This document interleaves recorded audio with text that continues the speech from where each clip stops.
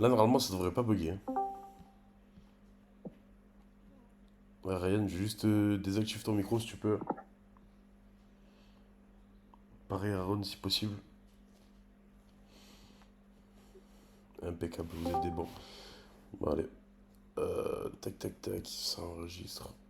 Ou pas? Ouais, ça enregistre. Est-ce que vous voyez bien le stream là?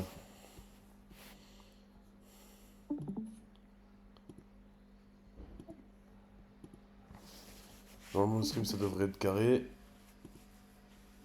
Allez, parfait. Bon, vous allez bien ou quoi? Vous avez passé un bon lundi? Tout tranquille? Vous avez pu travailler un peu ou pas? Est-ce qu'il y en a qui ont fait les devoirs ici?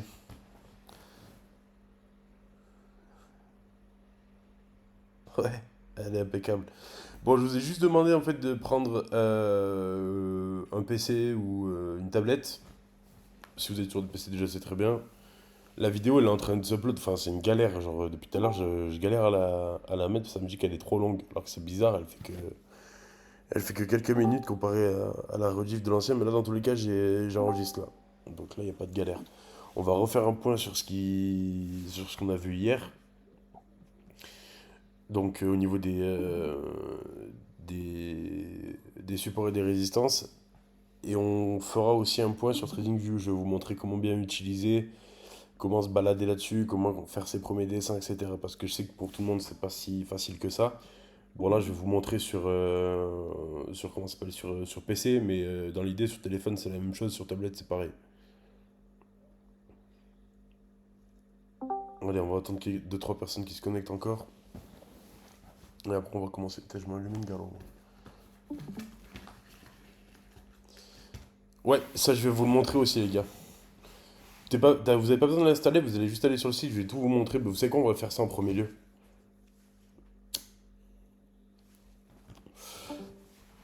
Allez, impeccable.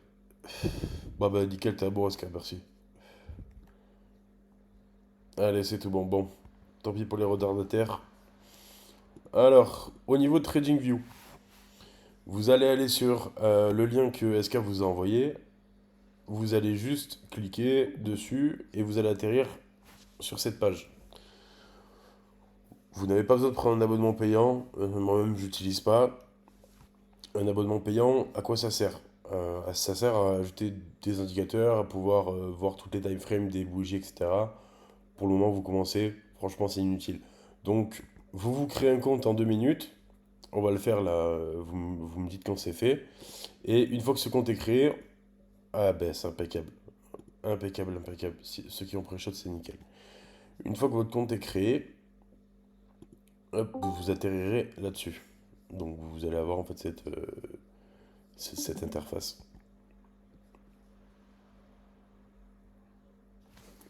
Vous me dites une fois que c'est bon, si vous vous connectez ou quoi. Comme ça, après c'est carré. Alors, il vient de commencer là. Non, non.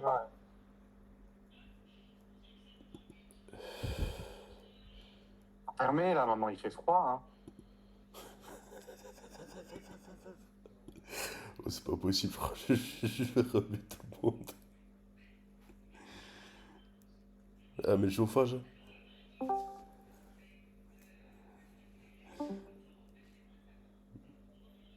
C'est bon pour tout le monde ou pas? Vous avez réussi à créer votre compte? C'est carré, c'est bon.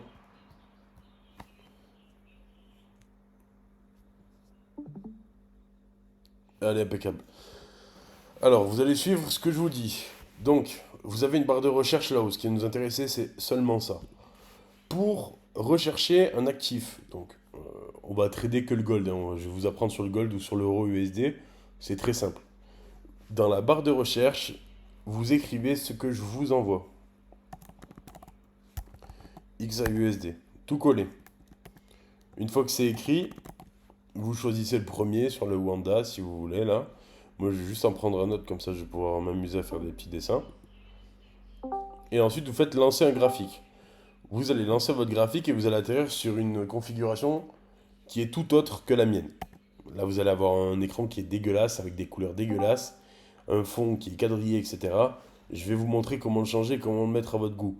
Parce que c'est bien de trader, mais c'est bien aussi d'avoir ses propres indicateurs visuels. On aime bien avoir peut-être des droits de tendance qui sont rouges, peut-être que Naka il aime bien avoir du jaune. Je vais tout vous montrer de A à Z. Est-ce que c'est bon pour vous?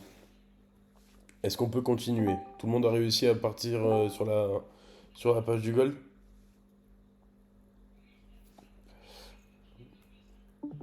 Allez, impeccable. Si je vais trop vite, n'hésitez pas à me couper, hein. Juste les gars qui sont arrivés, si vous pouvez vous mute, euh, ça pourrait être cool.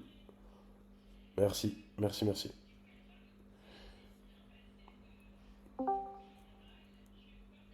Pas de souci, Aaron. Pas de souci. Dans tous les cas, vous aurez la rediff, hein. Je suis en train d'enregistrer. Il n'y a pas de galère là-dessus. Allez, on retourne sur TradingView. Première chose, si vous voulez changer les couleurs et avoir quelque chose de beaucoup plus joli et d'uniforme, normalement, vous êtes directement sur cette flèche. Donc sur cette flèche, je crois, enfin vous êtes soit sur ça ou alors, ouais, vous avez une flèche comme ça. Vous faites un clic droit, d'accord? Vous allez dans configuration. Vous cliquez sur configuration et vous allez atterrir normalement dans symbole. Est-ce que vous avez suivi ou est-ce que je suis allé trop vite?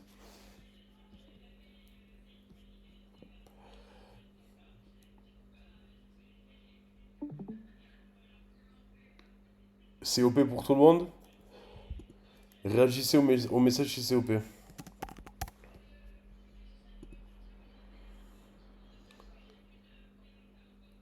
C'est en anglais pour toi? Ok, bon, mais top alors. Allez, impeccable. C'est parti, on commence.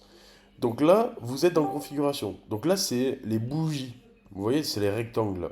Là, vous les mettez des couleurs que vous voulez. Vraiment, si vous voulez mettre le drapeau LGBT, vous faites ce que vous voulez. Vous pouvez mettre aux couleurs de la Palestine, aux couleurs de votre pays d'origine, ce que vous voulez. Moi, ça m'est égal. Dans tous les cas, c'est pour vous. Si vous voulez les mettre en rouge ou en jaune ou en rose, c'est votre choix. Donc, cette partie gauche que vous voyez là, donc le vert, hop, noir et noir, c'est les bougies acheteuses. Donc, c'est les bougies qui vont monter. Moi, je les ai mises en verte, mais vous pouvez aussi les mettre en bleu. Et là, vous voyez que sur le graphique, ça change de couleur. D'accord? Donc ça, c'est pour les bougies qui vont monter sur votre graphique. Est-ce que c'est bon pour vous?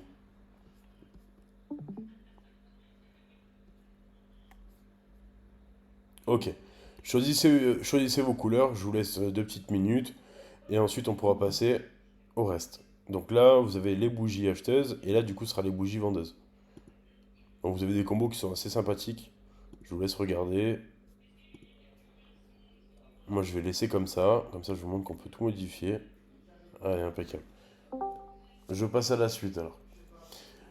Alors, pour la suite, on va modifier la toile, donc le fond.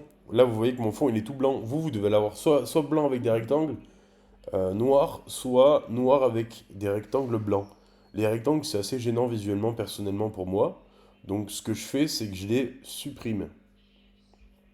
Normalement, vous êtes dans une configuration qui est comme ça. Est-ce que je me trompe?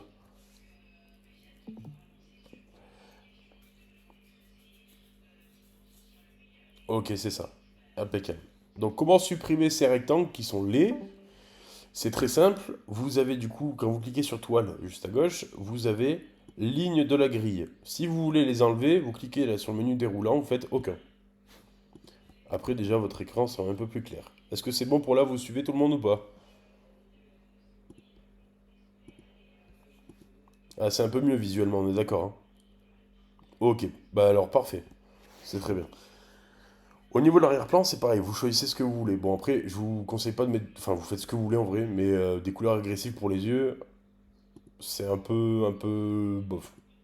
Enfin, moi, je trouve pas ça très esthétique. Après, vous faites ce que vous voulez. Vraiment, là, il n'y a pas de galère. Vous voulez mettre en noir, vous mettez en noir. Vous voulez mettre en bleu, etc. Moi, je laisse en blanc, gris, comme ça, c'est très bien. Ben, laisse en noir si tu veux. Par contre, si vous laissez en noir, il y a quelque chose que vous devez modifier. C'est dans symbole, du coup, sur les bougies. C'est les bordures et les mèches. Parce que du coup, si vous mettez sur un fond noir qui est comme ça, là, on voit pas les mèches. Et les mèches, c'est très très important. Et vous voyez qu'en fait, si vous modifiez là, si je mets en blanc et blanc, on les voit apparaître. Vous voyez? Modifiez bien du coup les bordures. Ça c'est good? Je pense que ça va être bon, hein.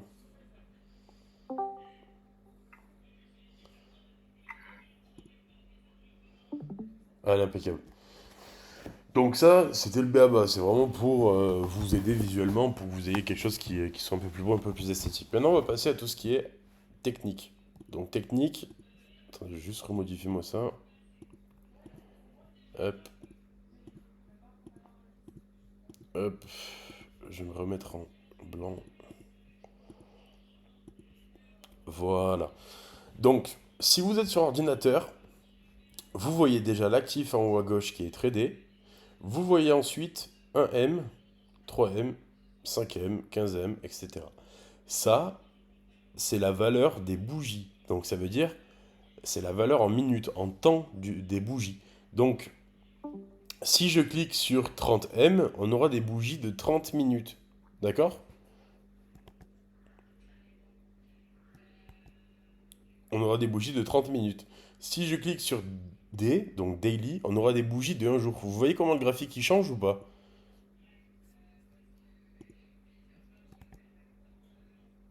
Est-ce que vous suivez là-dessus? J'ai pas envie de vous perdre, je sais que c'est un peu, ça peut être un peu galère. Ok, top. Donc c'est ce que je vous disais la dernière fois.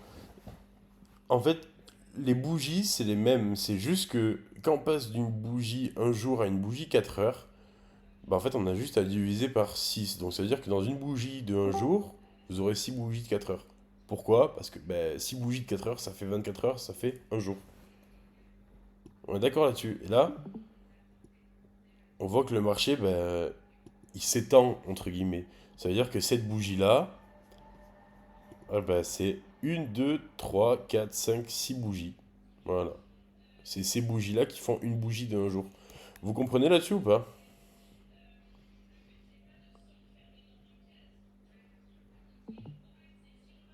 De toute façon, c'est juste des maths, hein, c'est une histoire d'effectuer une division. Ça apparaît pas pour toi. Qu'est-ce qui apparaît pas? Attends, je vais te... Active ton micro si tu veux, Senda. Qu'est-ce qui apparaît pas pour toi?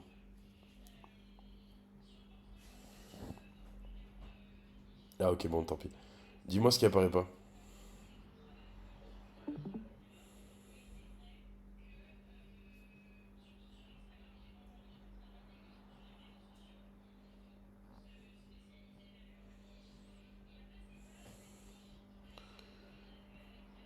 T'as qu'un seul truc pour choisir les bougies.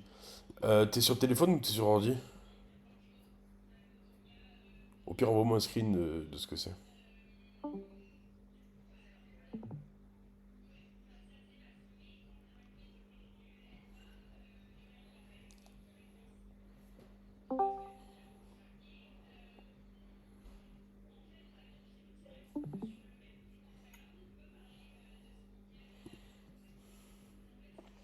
Ah oui, bah t'as juste à cliquer sur le D. Et quand tu cliques sur le D, après tu peux choisir normalement. Dans la logique, tu peux choisir.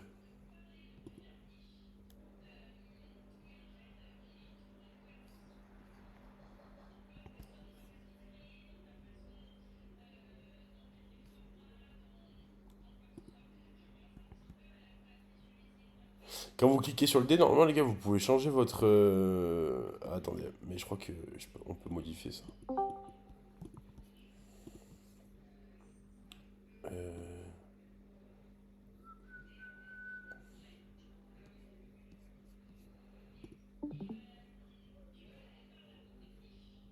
Je sais plus du tout.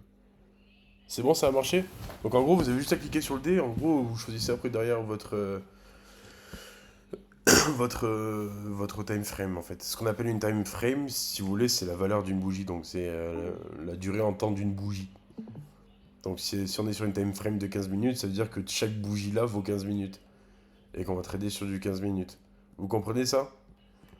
Le mot time frame, c'est en gros la valeur en minutes ou en heures d'une bougie. Je vous la fais, grosso modo, quoi.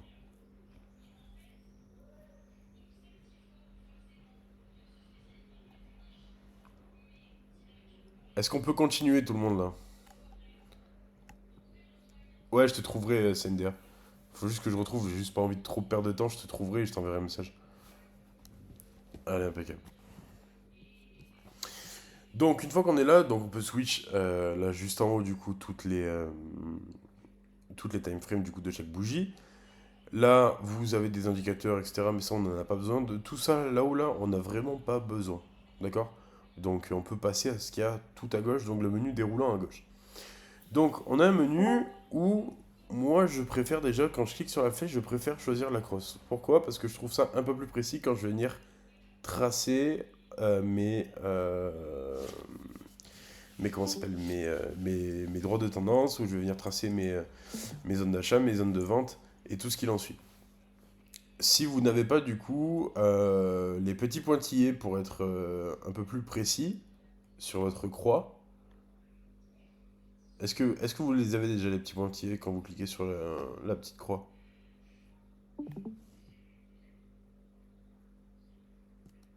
Ouais, vous les avez tous?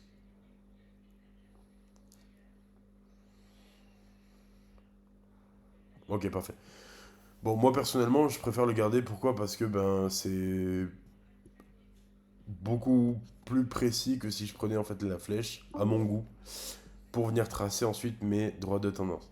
Donc ça, personnellement, je préfère garder comme ça. Après, c'est libre à vous, hein.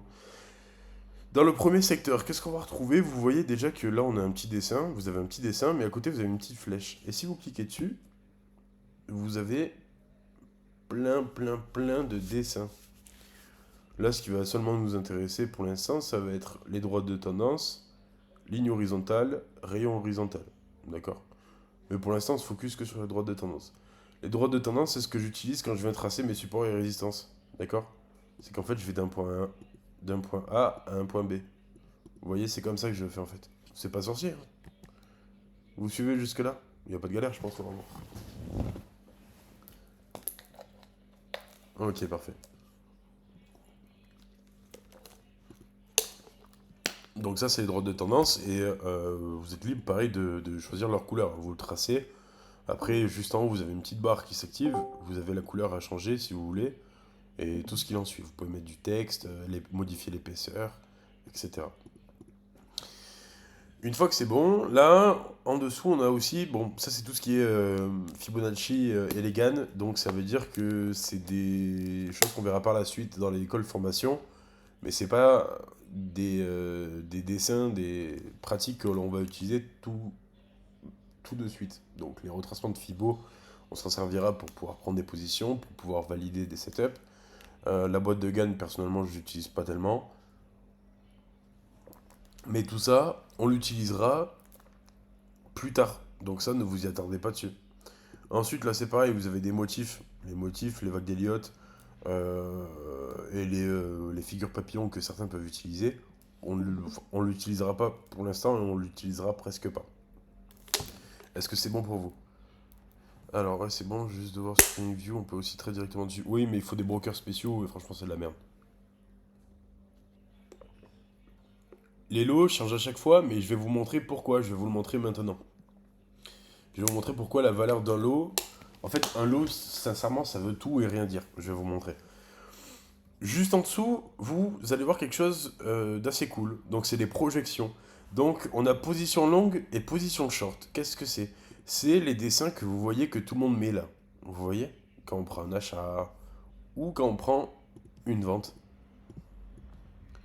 Hop, juste vous le remettre dans la bonne couleur. Comme ça vous perdra pas au niveau de vos yeux. Et là, vous voyez qu'en fait, c'est les dessins qu'on utilise pour pouvoir mieux définir en fait nos take profit, donc nos TP, nos SL, et notre point d'entrée pour entrer sur le trade. Vous avez réussi à en dessiner ou pas? Une fois que c'est assez dessiné, après vous l'adaptez comme vous voulez sur le marché. Par exemple, si j'ai envie de prendre un achat ici, je place mon dessin comme ça. Je modifie le stop loss comme je veux. Si j'ai envie de le mettre comme ça, ben, je le mets comme ça, en fonction de ce bas-là. Hop. Et là, le TP, c'est pareil. Si vous voulez le baisser, le monter, le baisser, etc. On va le mettre par exemple comme ça. Là, qu'est-ce qu'on peut analyser? Soyez bien attentifs. C'est que on voit du coup, bon, la cible et tout le montant en pips, etc. Mais le ratio risque-récompense. C'est ce que vous devez retenir dans vos trades. Vos trades, il ne faut pas que vous reteniez le nombre de pips, il faut que vous reteniez le nombre de ratio risque-récompense. C'est ce que je vous expliquais la dernière fois, c'est que tous les influx voleurs, les influenceurs qui font de l'affiliation, je dis bien tous et tous, les ZK, les Tom sur Snap, les Ryan PSN, etc., ils ont à 90% du temps, les Mohamed BDJ aussi, je pense que vous devez connaître, des risk-reward qui sont négatifs. Ce qui veut dire que, grosso modo, leur trade, c'est ça. Ça veut dire qu'ils vont avoir un TP qui va faire, admettons, 1 centimètre pour un stop loss qui fait, admettons, 2 centimètres. Et qu'est-ce qu'on remarque, c'est que là, vous tradez à perte. Pourquoi? Parce que votre ratio risque-récompense est de 0,6. Je vais vous montrer. Là, vous avez les droits de tendance, en dessous, les Fibo, machin. Et c'est juste ici, là. Vous le voyez ou pas?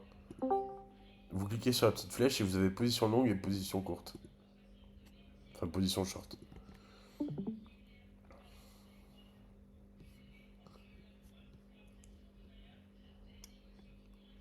PIP, c'est l'unité de mesure, oui. Vous avez trouvé ou pas?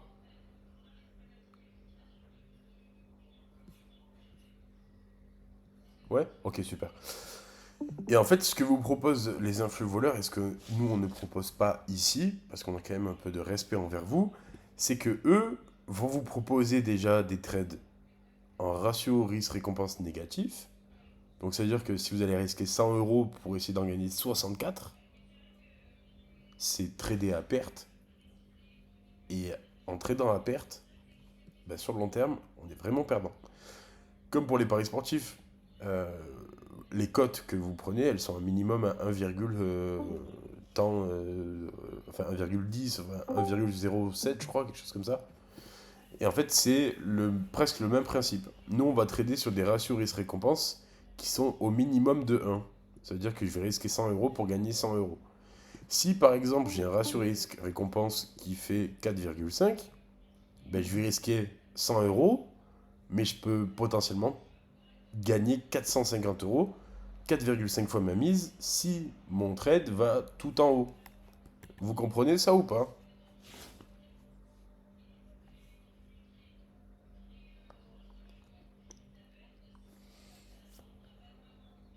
Bon, bah impeccable, alors c'est logique pour vous. Et du coup, comment, vous allez me poser la question, ouais, mais comment tu fais pour définir tes TP, tes stop loss, etc. Ça, c'est quelque chose qu'on va voir juste après.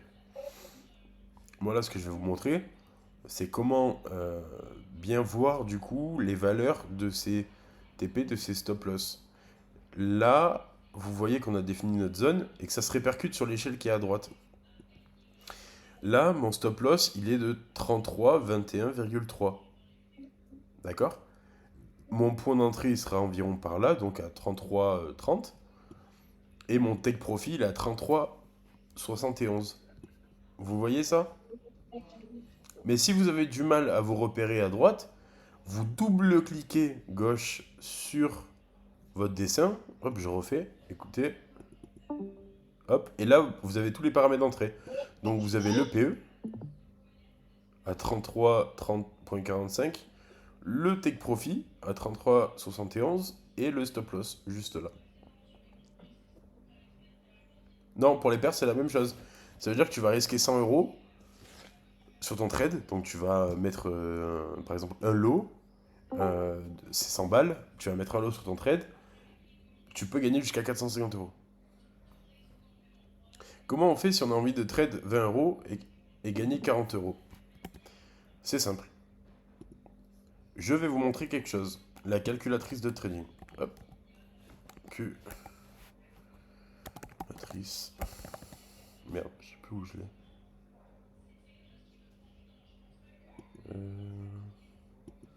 Je sais plus si je l'ai là ou pas.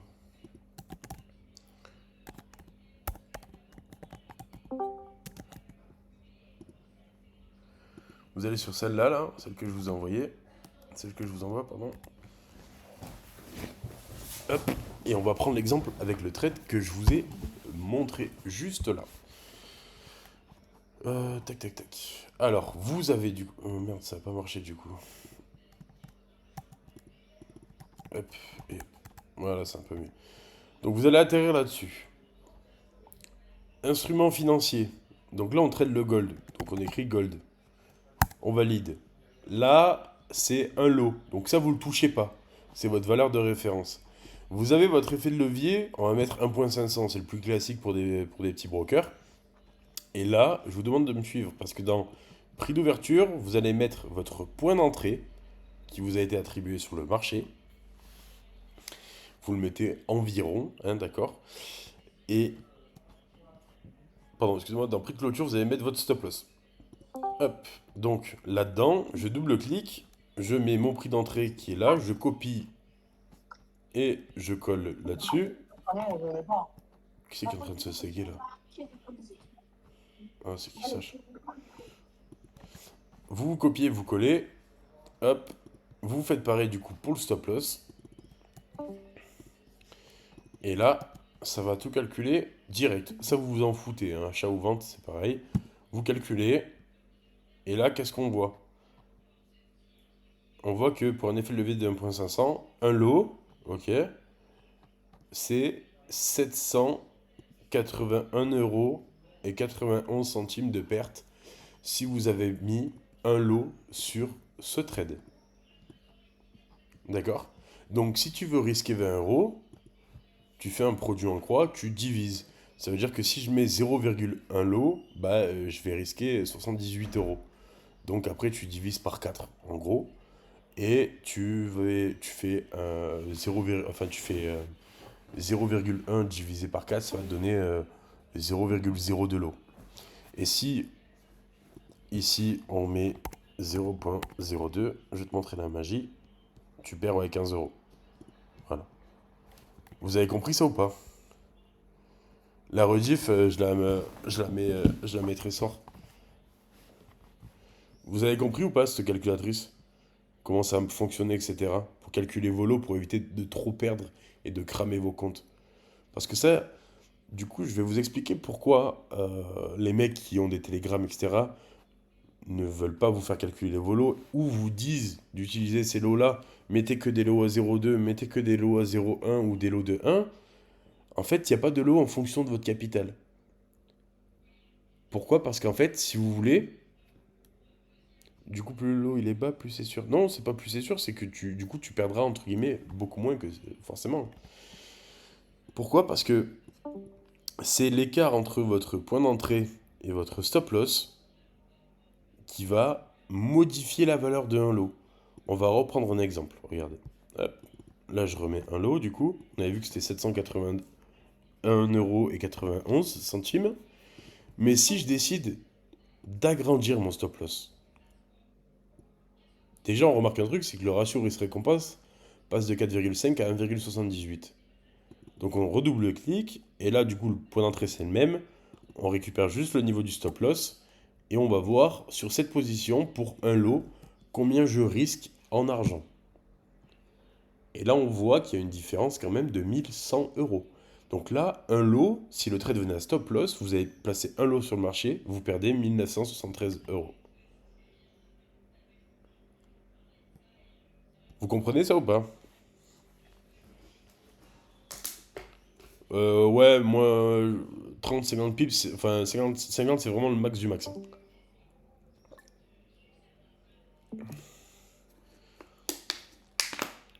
En fait, ça c'est une très bonne remarque, Sima. Moi, je propose, enfin j'appelle ça du boursicotage. C'est-à-dire que je vais pas me présenter comme être un trader en finance qui est dans un fonds d'investissement ou dans une banque. Moi, je me débrouille sur les marchés. Je vous enseigne ce que je sais, la rentabilité, comment l'obtenir, etc. Je vous explique en fait du coup l'analyse technique et fondamentale qu'il faut avoir du coup pour prendre ces trades, pour pouvoir garder une position sur le long terme. Cette psychologie aussi qui du coup va venir être complémentaire. Et par la suite, du coup, vous pourrez vous boursicoter de votre côté. Donc analyser, savoir ben, quand acheter une action, quand la vendre, etc. Je vais jamais vous vendre de rêve, je vais jamais vous dire que vous allez devenir trader en un mois parce que être trader, c'est un réel métier. Voilà. Être trader, c'est un vrai métier. C'est des métiers qui gagnent énormément d'argent, mais par contre, du coup, c'est pas le même travail. Eux gèrent des portefeuilles de centaines de millions, voire de milliards d'euros. Nous, on est là avec nos petits comptes, que ce soit même des petits comptes à 100 000, etc., ou même à 500 balles, on est des grosses miettes. Donc nous, ce qu'on essaye, c'est en fait, le but de ce boursicotage, c'est de prendre le même mouvement que les institutions financières. Admettons, le Crédit Agricole veut s'amuser à trader le gold et à acheter du gold, ben nous, on va essayer de par l'analyse technique qu'on va apporter sur le marché, de prendre le même mouvement que eux, pour tirer des profits. Vous comprenez ou pas?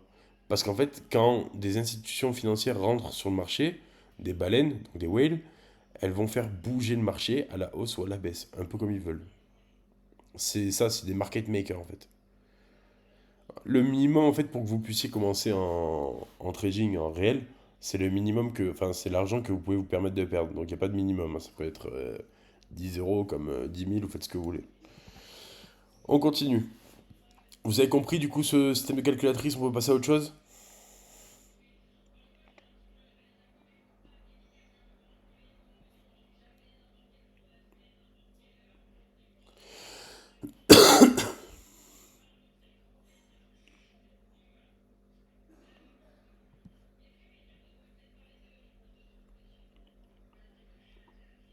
Allez, ça marche. C'est parti. Je répondrai à vos questions juste après les gars. Là je vais continuer parce qu'on a pris un peu de retard sur les supports et résistances. Je vais vous faire un petit rappel. Donc hier on a vu nos supports, nos résistances. Donc on a vu sur un marché range qu'on avait notre support qui était toujours en bas. Pourquoi? Parce qu'en fait il va venir supporter le marché. Et c'est l'exemple un peu d'une maison. Donc vous avez votre toit qui est en haut, donc la résistance, ce qui va du coup faire, entre guillemets, où le marché va venir résister et va créer des points de contact sur un niveau qui est, entre guillemets, défini. Qui c'est qui parle là? Est-ce que vous pouvez... t'as dit tellement... Je te mute. Désolé frérot. Hop, donc là on a notre résistance qui est en haut et notre support qui est en bas. Pareil sur un marché du coup qui est haussier. On a notre support en bas et notre résistance en haut. Ça, je pense que pour tout le monde c'était tout bon. On va pouvoir passer du coup à autre chose. Tac. Donc ça c'était le petit rappel. Là on a du coup une pseudo, du coup je vais mettre sur du 5 minutes, tendance baissière. Donc là vous voyez qu'il y a des opportunités tout de même à prendre. Qu'est-ce qui est important pour avoir un bon support et une bonne résistance?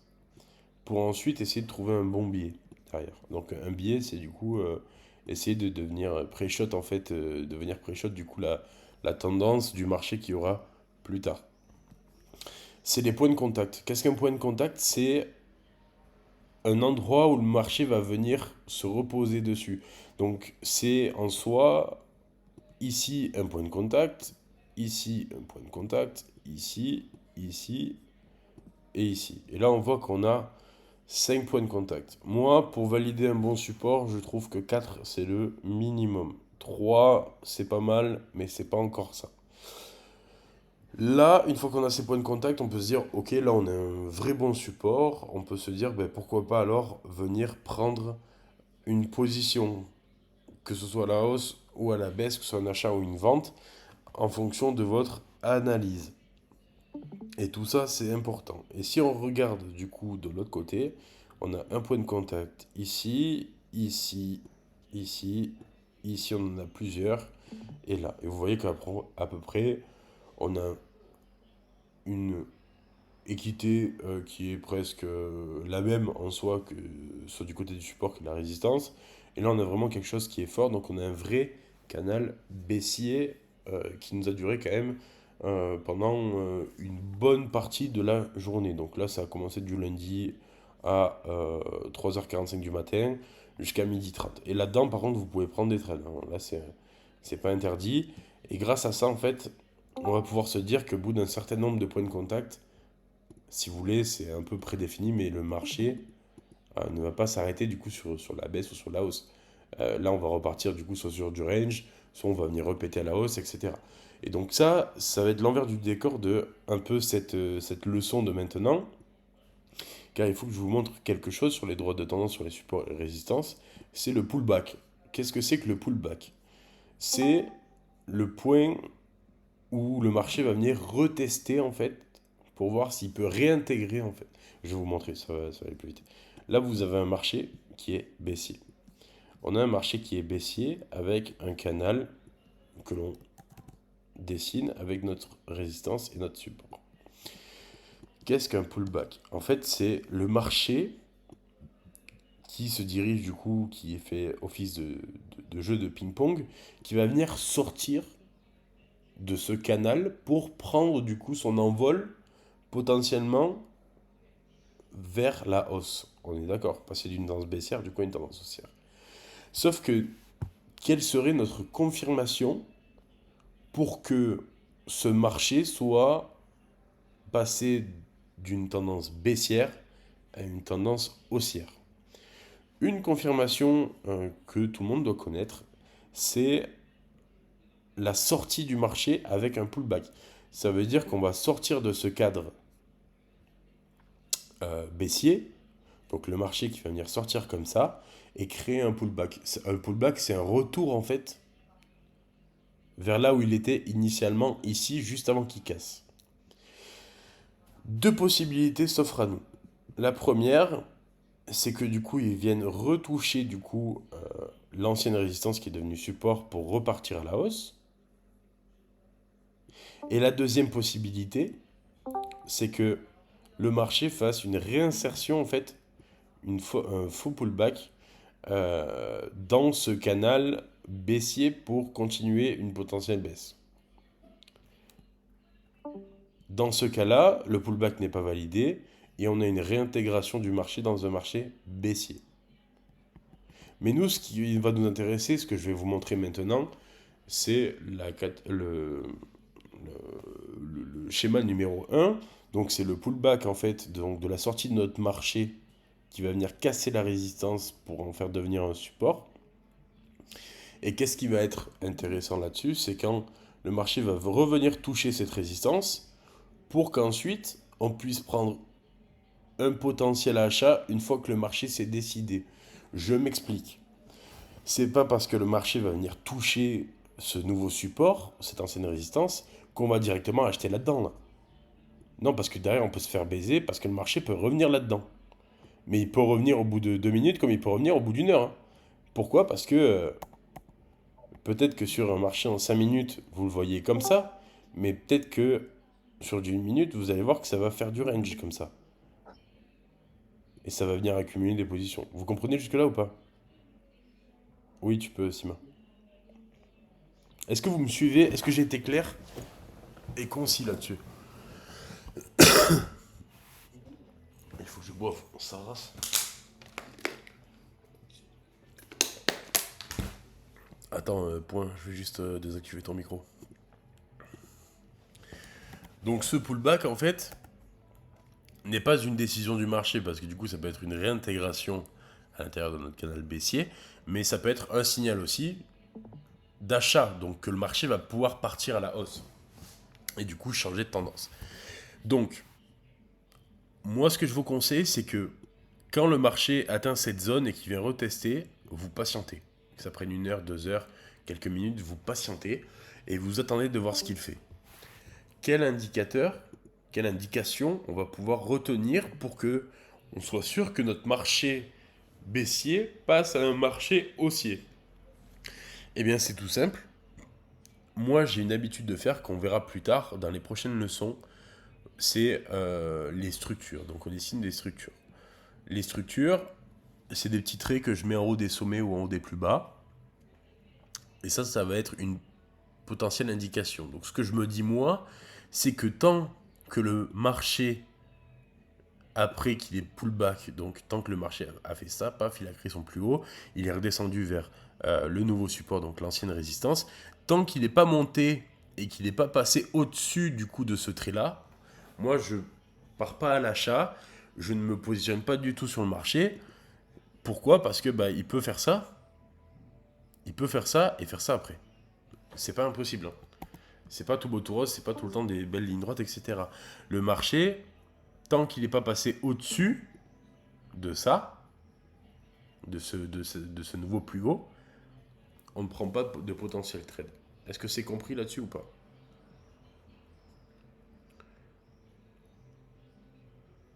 Vous avez compris le fond? Attendez, je reviens, je vais juste me mettre un truc dans la gorge parce que c'est un peu bizarre dit comme ça. Mais bon.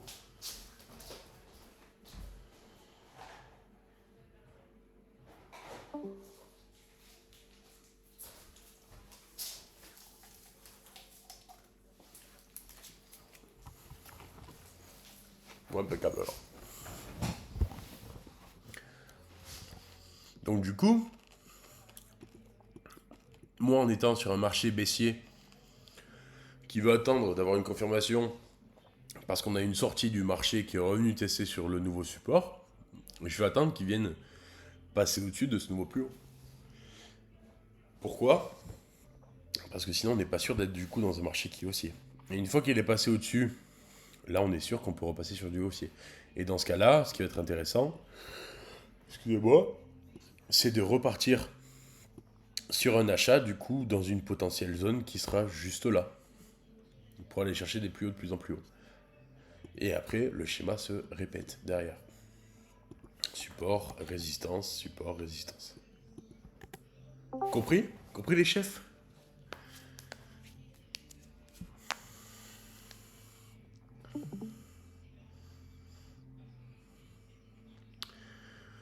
Parfait. Allez, on va aller voir les exemples directement sur le marché. Bah déjà, vous en avez un déjà là. Hop, je vais bien me mettre en noir, comme ça vous verrez bien.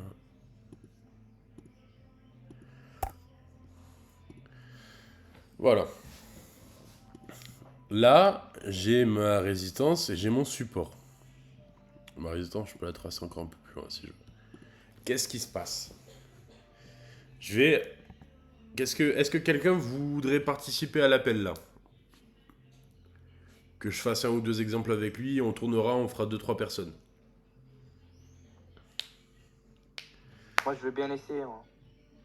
Ok, bah écoute, vas-y Aaron, pas de soucis, on va essayer avec toi. Elias, tu seras le prochain, ça roule? Allez Aaron. Là, tu vois bien l'écran? Ouais, là, je vois bien, ouais. Donc, déjà, on est sur une tendance qui est quoi? Haussière, baissière ou neutre? Baissière, là. Baissière, impeccable. Là, on a du coup notre support, t'es d'accord avec moi? Et là, on a notre quoi? Ouais. On a notre support et puis notre... je retiens pas les termes, mais notre toit, quoi. Le toit, allez, ça marche, on va l'appeler résistance. Ouais, résistance. Et qu'est-ce qu'on voit là? C'est que le marché, il essaie de chercher un peu, vous savez, comme les LGBT quand ils disent que c'est des meubles de cuisine ou des télés. Donc le marché, Ouais. il veut sortir. Et après, il réalise quoi là-dedans là? C'est quoi le terme que j'ai En adopté gros, tout à l'heure? il est en train de stagner et puis d'un coup, il monte... il est en train de monter, quoi. Ouais, mais Il une a fois qu'il est dépassé la passé, ligne... une fois qu'il a dépassé la résistance, on appelle ça comment? Le Ah, ça, pull, je sais plus, alors. le pullback. Le pullback, ok. Et là, ce qu'on voit, c'est que du coup, le marché est revenu taper cette résistance. Vous avez vu, il a patienté, il vous a mis une feinte. Vous avez vu la petite feinte de bâtard là? Ça veut dire que, en fait, il y en a beaucoup qui sont amusés à acheter là, mais du coup, après, le marché il est un peu retombé pour venir les sortir à BE ou autre. Et c'est rien qu'après ça que notre marché est parti à la hausse. Et du coup, on est parti sur un marché qui est haussier. Là-dessus, vous avez compris vous avez compris l'exemple là? Ouais, BOS, mais ça on verra plus tard. Enfin, même changement de structure, Naka. Allez, on va essayer de trouver un autre exemple.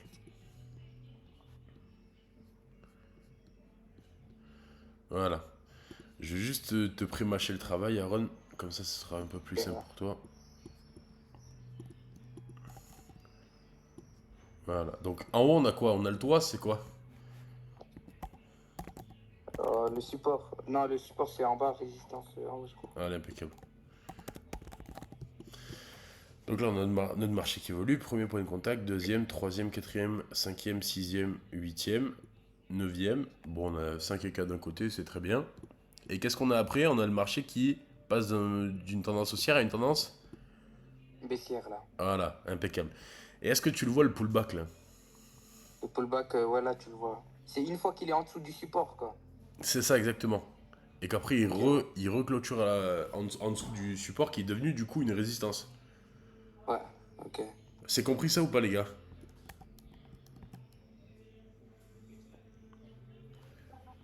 S'il y en a qui n'ont pas compris, n'hésitez pas à le dire. Franchement, il n'y a pas de. Si vous avez des questions sur cette mini leçon, vous le dites, hein.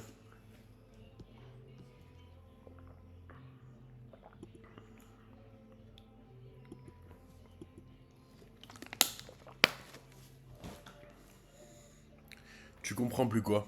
Attends, je vais t'activer ton micro. Tu peux parler ou pas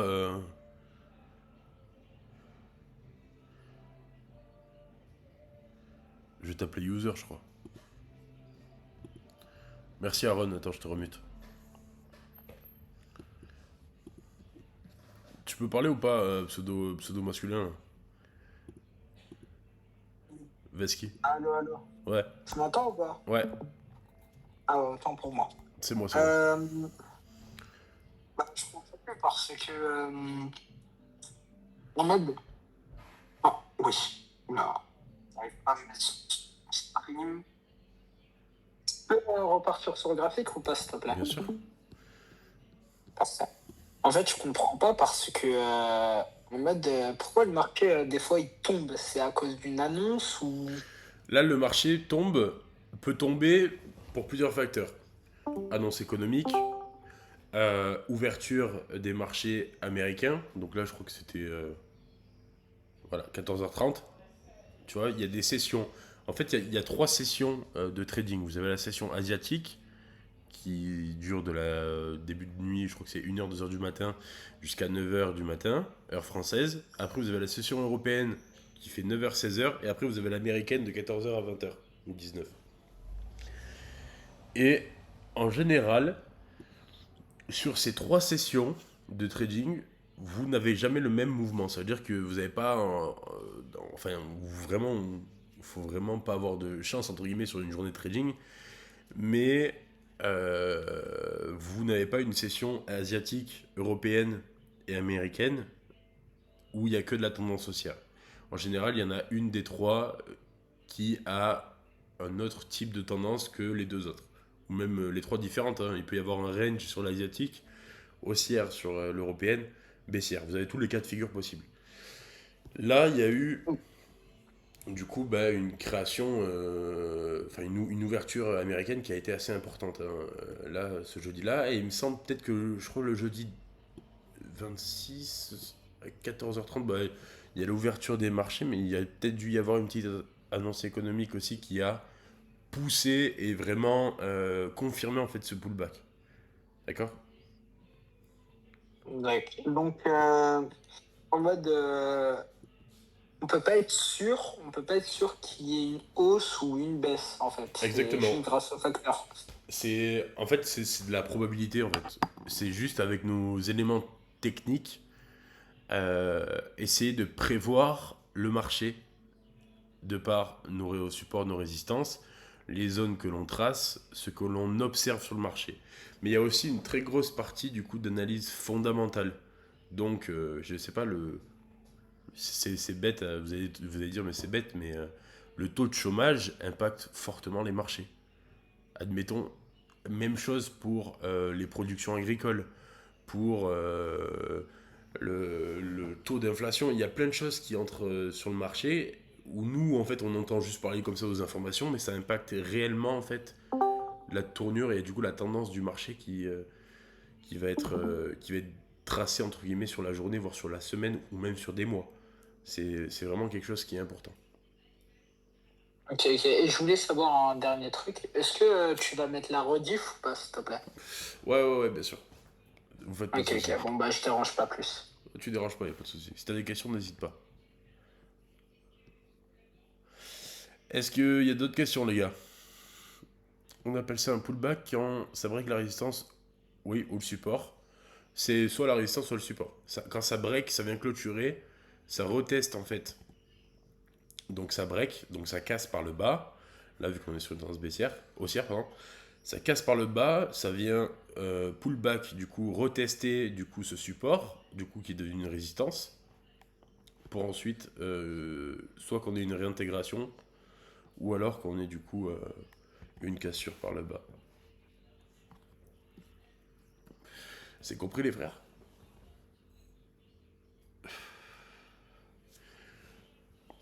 Est-ce qu'il y en a qui ont des questions ou autres, qui ont des galères là-dessus pour comprendre?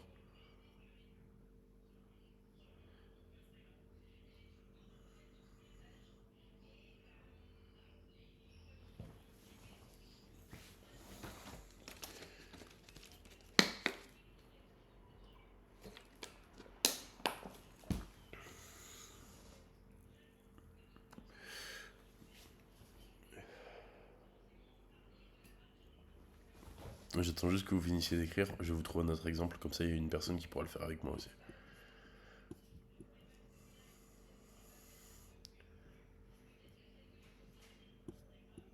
Ouais, je vais mettre en 15 minutes, ce sera un peu mieux.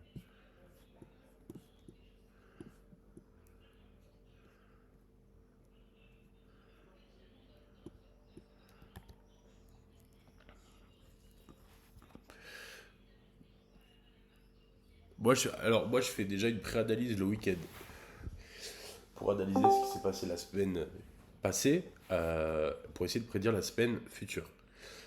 Cette analyse, je la fais en général le dimanche, quand je suis tranquille.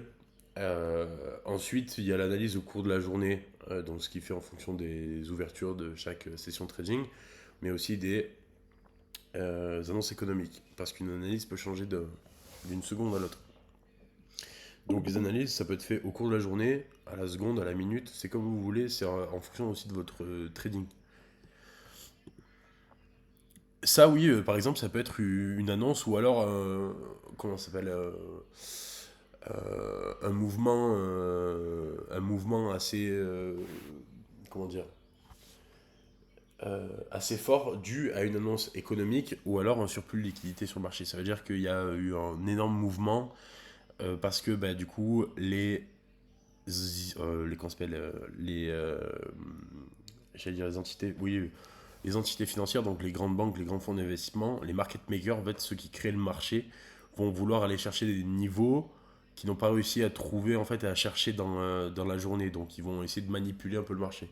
Il y a un peu de manipulation dans le marché aussi qui est, entre guillemets, légal pour eux. Tant qu'ils gagnent de l'argent, c'est légal. Mais par contre, quand ils en perdent, c'est illégal. Vous savez, ça va que dans un sens, hein.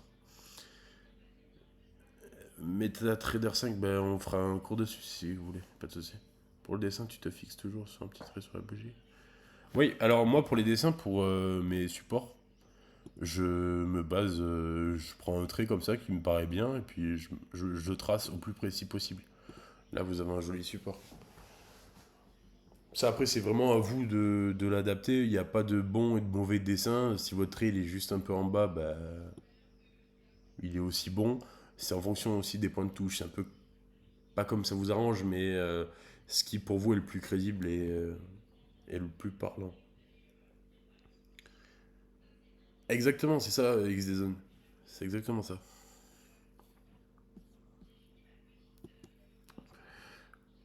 Non, c'était pas l'ouverture US là, c'était vers 21h. C'était du 1 minute.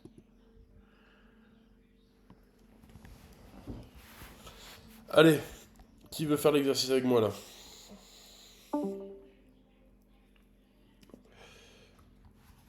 Moi, c'est possible ou pas? Bah écoute, ma foi, t'as été le premier à répondre, mais bien sûr. Eh ben, allez, c'est parti. Alors, qu'est-ce qu'on. Là, je t'ai tracé un trait. Pour toi, c'est quoi? C'est résistance, support? Je sais pas. Support, parfait. Bon, bah, impeccable. Et ensuite, au-dessus, qu'est-ce qu'on a? Résistance. Allez, génial. Et là, du coup, on est sur un marché qui est comment? Range ou instable, je sais plus vraiment. Ouais, range neutre, c'est ça. T'avais le bon mot, t'avais le bon mot. Et là, qu'est-ce qu'on voit juste après notre support? On voit une baisse, je dirais. Ouais.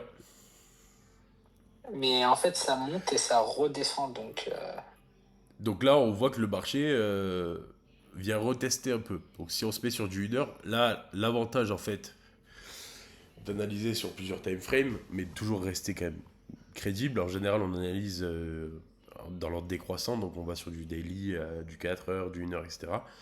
Là, on voit que c'est déjà un peu plus propre que le 15 minutes et on voit un peu mieux le pullback. Et derrière, là, baisse. On est d'accord? Notre pullback, il se situe où? Il se situe, à ton avis, ici ou ici? À gauche ou à droite pour toi? À droite. Non, à gauche. Mais c'est quoi un pullback? Je l'ai pas Le, vraiment compris. le pullback, en fait, c'est quand ton marché sort de ton support ou de ta résistance. Donc, je vais te refaire un petit dessin pour t'expliquer.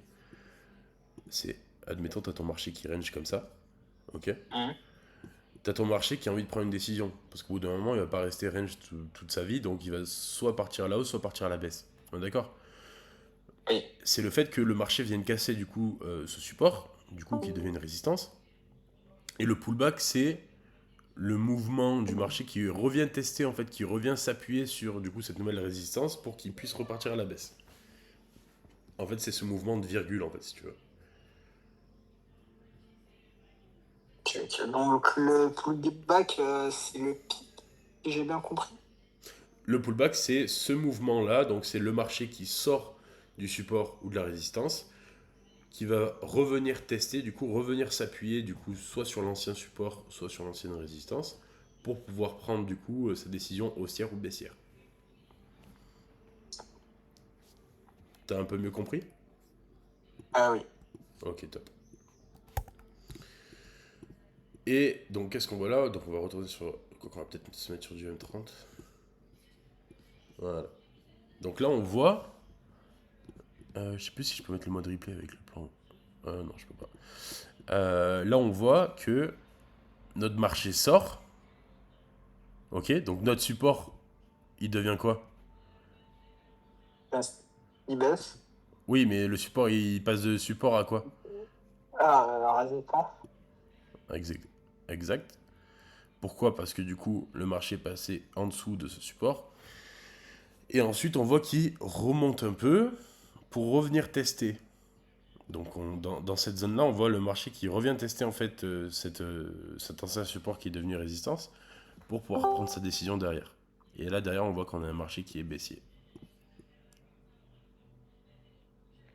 T'as compris? Ah oui, oui. Si tu veux que je reprécise encore une fois ou qu'on refasse un exemple, c'est avec grand plaisir.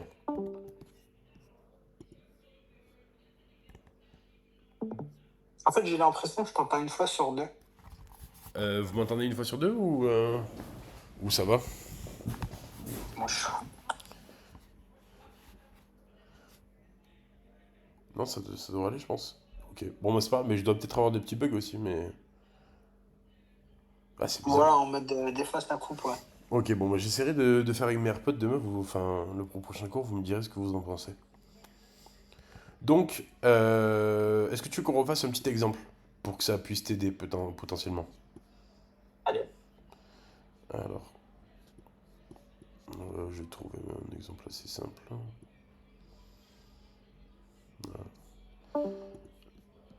Là-dessus, on va pouvoir tracer notre support et notre résistance.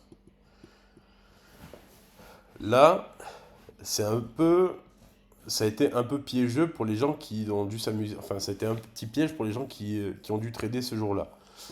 Pourquoi? Parce que si on suit chronologiquement l'ordre des choses, on voit que du coup on est sur un marché qui est comment? Il est haussier ou baissier? Aussi. Haussier. Là, on voit du coup les bougies à droite qui se construisent.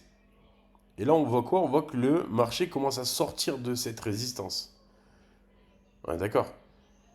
Oui. Donc, en toute logique, on peut s'attendre quoi? À un pullback, du coup, pour avoir un marché qui repart à la hausse. Encore plus fort. Mm. Sauf que derrière, on n'a pas de pullback, on a un faux pullback, on a une réintégration du marché. Donc le marché qui repasse en fait en dessous du nouveau support qui avait été créé et qui vient invalider le pullback. Ok? Tu me suis jusque-là? Oui, oui. Parfait. Et on voit du coup qu'il revient tout sagement, sauf qu'au bout d'un moment, bah, du coup, il a voulu prendre une nouvelle décision. Donc qu'est-ce qu'on voit? On voit que du coup, le marché, il est passé en dessous du support et que ce support-là est devenu une résistance. Pour l'instant. On continue, on continue. Là, on voit que c'est bien confirmé tout de même. Donc qu'est-ce qu'on va attendre? C'est un pullback avant de prendre une potentielle position sur le marché, une position à la vente. Donc là, on a le marché qui avance, qui avance. Il remonte un petit peu et il va revenir toucher notre support avant de baisser et de créer un mouvement et un marché, enfin une tendance baissière. C'est compris? Mais du coup, comment on aurait pu prédire la feinte? Enfin, Ah ben c'est juste en patientant, c'est comme je vous l'ai dit tout à l'heure. En fait, ça peut être une feinte comme ça peut être un vrai mouvement. Mieux vaut louper un trade que de prendre un trade à la va-vite. Mieux vaut louper une opportunité que de se casser la gueule, la vérité. Donc là, tu aurais dû patienter, bah, du coup, vu qu'une bougie c'est une demi-heure, tu aurais patienté 1, 2, 3, 4, 5. Bah, tu aurais patienté 2h30, quoi. hein. Bon, après, tu vas faire autre chose à côté, hein, je vais pas te demander de rester devant ton graphique. Mais il faut que tu attendes d'avoir ta confirmation qui est ton pullback, qui soit confirmée avant de prendre une potentielle position. Ok? Ouais. Et du coup, ton pullback, il est juste là. Parce qu'on a du coup la sortie, le retest, et après on change de tendance. Ah, je commence à capter petit à petit. Bon, bah, si tu commences à capter petit à petit, tu veux qu'on refasse un dernier exemple? Bah allez, allez. Allez, ça roule.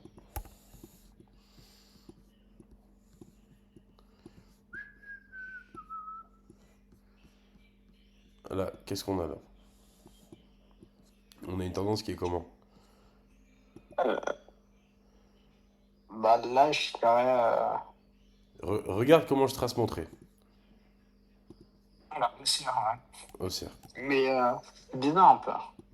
Ouais, les... J'ai l'impression que c'est pas haut de ouf. c'est pas une tendance qui est frappante. Parce que t'as vu, t'auras jamais des tendances haussières comme je vous le trace à chaque fois. Des fois, tu peux avoir des tendances haussières qui sont comme ça. Des fois, tu peux en avoir qui sont comme ça, tu vois. Et du coup, on fait pas un gros profit dessus, non? En fait, le profit va dépendre du coup du nombre de lots que tu vas adopter et puis de ton risk-reward, en fait, si tu veux. Ce que je vous ai montré tout à l'heure, c'est en fonction de ton point d'entrée et de ton point de stop-loss.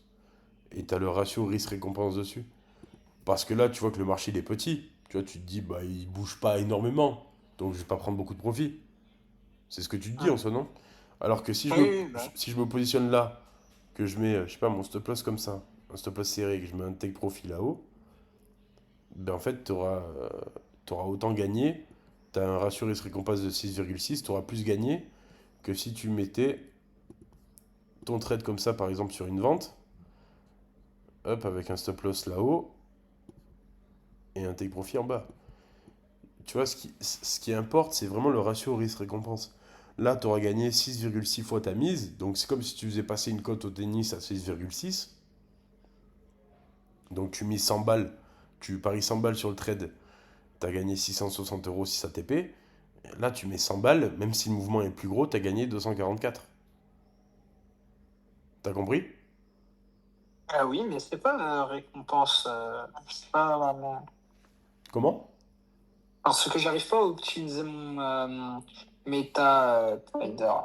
Enfin, j'arrive pas à mettre les trucs stop loss et ouais. Mais ça, je vous ai sorti un tuto dessus. Ouais, carrément, je l'ai vu. Tu l'as regardé et ça t'a pas aidé? Bah, je pense c'est parce que j'étais dehors et du coup, j'étais pas concentré, mais après, je pense que je vais le regarder. Bah, tu le regardes et au pire, si jamais t'as un problème, tu m'envoies un message. Ouais. Ah ouais. Ok, ça roule? Allez, donc là, du coup, on a notre support, notre résistance. Et là, qu'est-ce qu'on remarque là? C'est que le marché, il sort. Ok? Bon, si je le trace un peu mieux comme ça, c'est un peu plus arrangeant. Notre marché, il sort. Et là, qu'est-ce qui se passe là? Du coup, on a Comment ça s'appelle? Le le, truc. Ah, le pullback. Ça va rentrer, ah, t'inquiète. voilà. On a le pullback. Et derrière, du coup, on a une tendance qui est baissière. Oh, pullback. Mais du coup, sur le pullback, on peut pas trade. Ou Si, si. tu peux.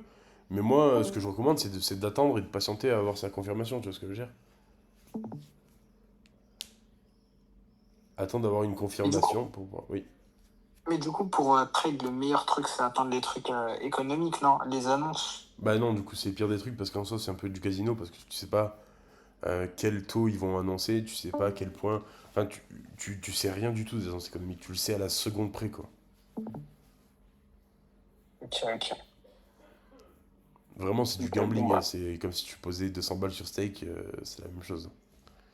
Et encore, tu t'en sortirais peut-être même mieux en jouant au blackjack que de trader, non, c'est cool. Mais trade, là, je pourrais pas à mon âge, forcément. Tu as quel âge? Âge 16. Bah, enfin, je vais avoir 16. Tu vas avoir 16. Tu peux, si tu ouvres un compte de trading avec l'accord de tes parents ou de tes tuteurs légaux. Après, dans tous les cas, là, on a fait 3 leçons. La semaine prochaine, vous ne saurez pas encore trader, hein. C'est normal parce que j'ai encore beaucoup de choses à vous apprendre et à vous montrer. Mais tu peux. Tu peux commencer à trader en étant mineur. Il faut juste Ouais, l'accord de mais, tes tuteurs légaux. ouais, mais après, si je trade sans connaissance, je vais être en perte, quoi. Non. Ah oui, bah, tu traites sans connaissance, tu vas te planter.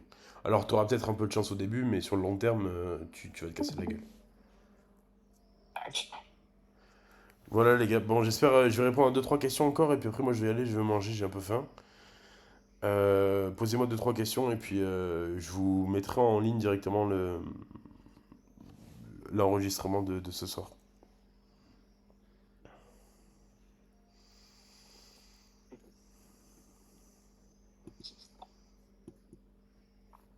Oui, l'argent doit être déclaré, oui.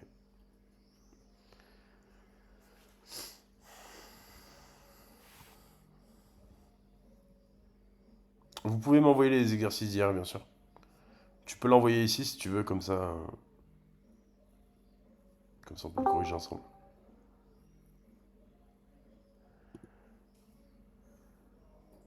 Parfait, impeccable, premier screen, génial, parfait. Vous voyez les gars, il y a besoin que de ça. C'est parfait. Sky nous a fait un canevas, il se l'est régalé. C'est très bien, c'est très très bien, c'est bien détaillé frérot, c'est du beau boulot, c'est propre, c'est très bien.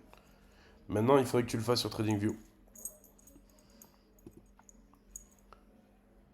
Résistance support, ok.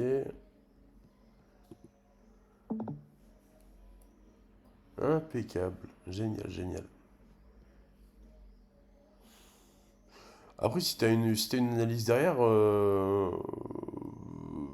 bah je sais pas du coup comment t'appeler, mais si t'as une analyse derrière, peut-être pas que ce soit de la chance. Après, je vois qu'il n'y a pas de stop loss, pas de TP.